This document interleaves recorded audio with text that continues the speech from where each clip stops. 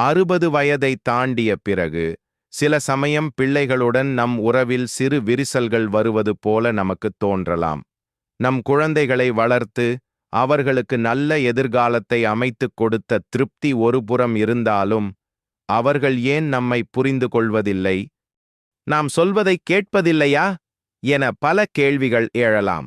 இந்த வயதில் ஏற்படும் மாற்றங்கள் மற்றும் தலைமுறை இடைவெளி ஜெனரேஷன் கேப் காரணமாக இத்தகைய உணர்வுகள் ஏற்படுவது இயல்புதான். இந்த வீடியோவுல சிக்கலான சூழ்நிலைகளை சமாளிக்க சண்டை சச்சரவுகள் இல்லாம ஒரு சிம்பிளான ஆனா சக்தி வாய்ந்த வழிமுறையை பத்தி இந்த காணொளியில் பார்ப்போம். அந்த குறைகளை பற்றி பேசாமல் நம் உறவை எப்படி இன்னும் ஆழமாக்கலாம், புரிதலை எப்படி அதிகரிக்கலாம் என்பதை பற்றி பார்க்கப் போகிறோம். இது உங்களுக்கும் உங்கள் குழந்தைகளுக்கும் இடையேயான பிணைப்பை மேலும் வலுப்படுத்த உதவும் என்று நம்புகிறேன். சில சமயம் மரியாதை இல்லாம நடக்கும்பொழுது கோபப்படாம அதை எப்படி சமாளிக்கிறதுன்னு யோசிச்சிருக்கீங்களா? வழி 1, எதிர்பார்ப்புகளை குறைத்தல். வழி 1, எதிர்பார்ப்புகளை குறைத்தல். உறவில் விரிசல் வர முக்கிய காரணம் என்ன தெரியுமா? அது நம்முடைய எதிர்பார்ப்புகள்தான். நான் அவர்களுக்கு இவ்வளவு செய்திருக்கிறேன், அவர்கள் எனக்காக இதை செய்ய வேண்டாமா என்ற எண்ணம் நமக்குள் இருக்கலாம்.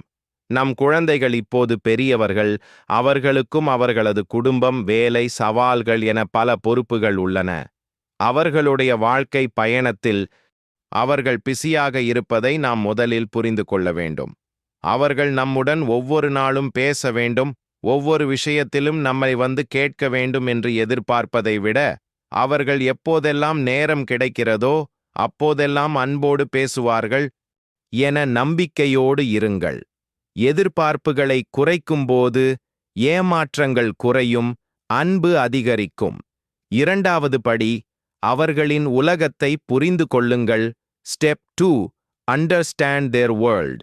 உங்கள் குழந்தைகளுக்கும் உங்களுக்கும் இடையே பெரிய தலைமுறை இடைவெளி ஜெனரேஷன் கேப் இருக்கலாம். அவர்கள் பயன்படுத்தும் தொழில்நுட்பம், அவர்கள் பார்க்கும் உலகம், அவர்களின் கருத்துக்கள் என அனைத்தும் உங்களிடமிருந்து முற்றிலும் மாறுபட்டதாக இருக்கலாம். அவர்களை புரிந்து கொள்ள முயற்சி செய்யுங்கள். அவர்கள் என்ன வேலை செய்கிறார்கள்? அவர்களின் நண்பர்கள் யார்? அவர்கள் விரும்பி பார்க்கும் சினிமாக்கள் என்ன என ஆர்வம் காட்டுங்கள். முடிந்தால் அவர்கள் உங்களுக்கு கற்றுக் கொடுக்கும் விஷயங்களை கற்றுக்கொள்ளுங்கள்.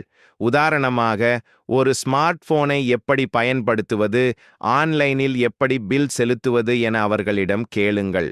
நீங்கள் ஆர்வம் காட்டும்போது அவர்கள் உங்களுடன் நேரம் செலவழிக்க விரும்புவார்கள். இது மரியாதையின் ஒரு வடிவம். 3வது படி, ஆரோக்கியமான உரையாடலை உருவாக்குங்கள். Step 3, create healthy conversations. சில சமயம் நாம் பேசும்போது அறிவுரை சொல்வது போலவோ தீர்ப்பு வழங்குவது போலவோ பேசலாம். நான் அப்போதே சொன்னேன்ல, அல்லது நீ இப்படித்தான் செய்வாய்னு எனக்கு தெரியும் போன்ற வார்த்தைகள் அவர்களின் மனதை காயப்படுத்தலாம். அதற்கு பதிலாக ஆரோக்கியமான உரையாடலை உருவாக்குங்கள். அறிவுரை கூறுவதற்கு பதிலாக உங்கள் அனுபவங்களை ஒரு கதையாக பகிர்ந்து கொள்ளுங்கள். எனக்கு இந்த சம்பவம் நடந்தபோது நான் இப்படி உணர்ந்தேன் என்று சொல்லும்போது அது அவர்களை யோசிக்க வைக்கும்.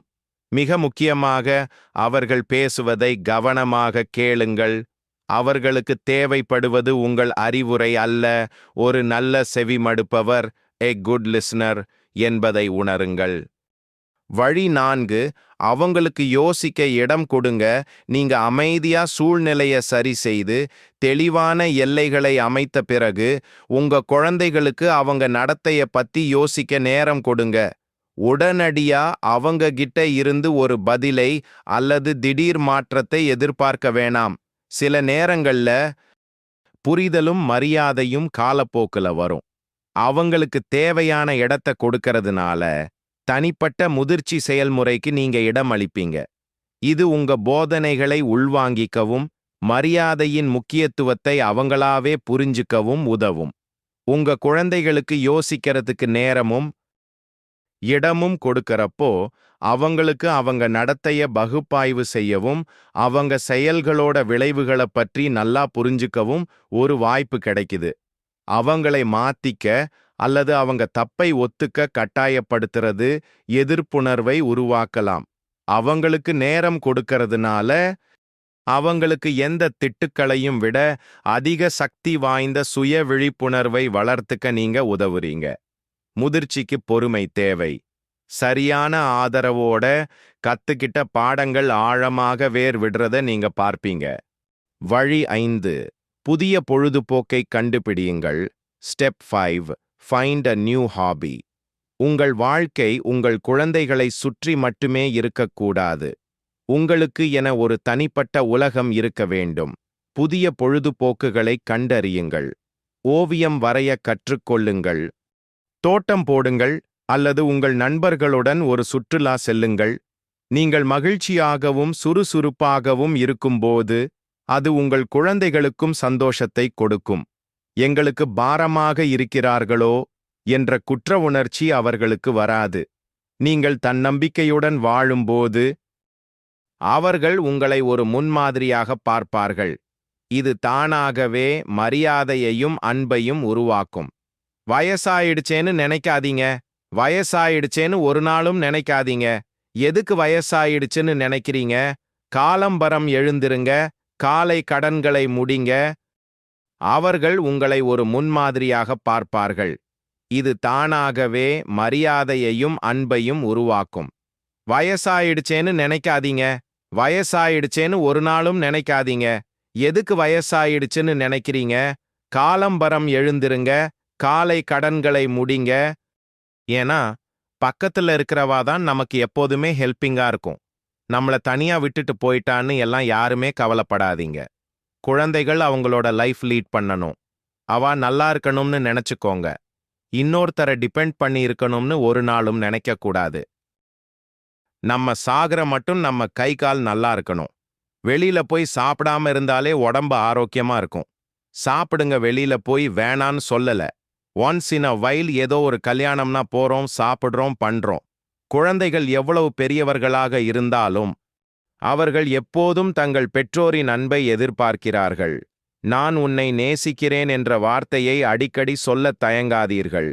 சிறு சிறு பரிசுகள், அன்பான அணைப்புகள், பாராட்டுக்கள் என உங்கள் அன்பை வெளிப்படுத்துங்கள்.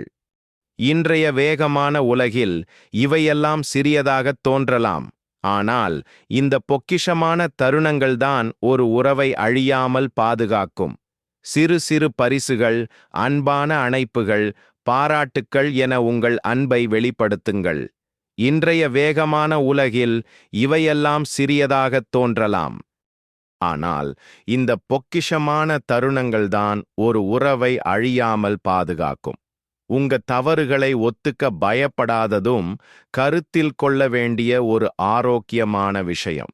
நீங்க ஏதாவது சூழ்நிலையில உணர்ச்சி வசப்பட்டு அத மோசமா கையாண்டிருந்தா உங்க குழந்தைகள் கிட்ட மன்னிப்பு கேட்கிறது பலவீனத்தின் அடையாளம் இல்ல, அது பலத்தின் அடையாளம்.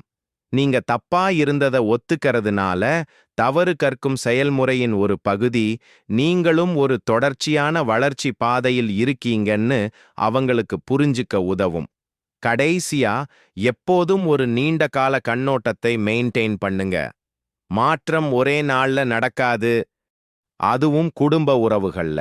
அதிக அமைதி, புரிதல், மரியாதைக்கான ஒவ்வொரு படியும் ஒரு வலுவான நீண்டகால உறவுக்கான ஒரு முக்கியமான படி. உடனடி பலன்களை பார்க்கலைனா சோர்ந்து போகாதீங்க. பொறுமையும் சீரான தன்மையும் காலப்போக்குல பெரிய நன்மைகளை கொண்டு வரும்.